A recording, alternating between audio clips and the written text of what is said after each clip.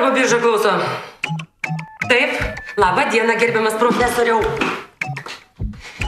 Ne, jokių būdų, nu kaip mes galim jūs pamiršti?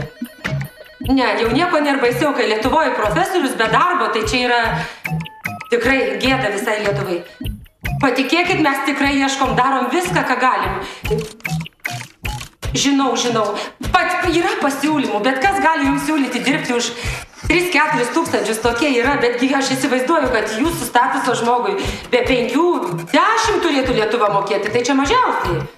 Taip, iš tikrųjų, profesorius be darbo, gėda. Taip, palaukit, aš pasitikrinsiu, gal atėjo kokių naujų žinių, gal kaip tik bus jums tinkamas pasiūlymas.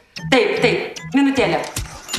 Čia tas idiotas, kur aš jums pasakojau, profesorius darbo, pas mus darbo biržo ieško, kai pas mus žmonės eina už 200-300, tai jam reikia ne mažiau nuo 5000. Debilas kažkoks, tai išprotėjęs, aš nežinau, prišikta tokių bedarbių klausyt. Ir kuo aš jam tokį atlyginimą gausiu, ką? Jisai